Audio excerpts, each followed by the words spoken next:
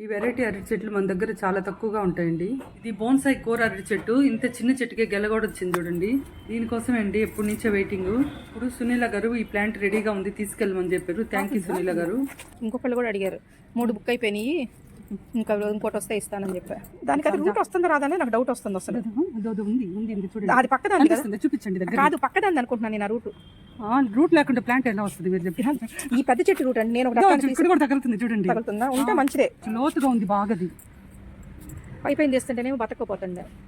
3-4 తీసి వేరే కుండీల్లో పెట్టి కూడా చంపేశాను నేను. అందుకని ఈసారి తీలా జాగ్రత్తగా తీస్తాను.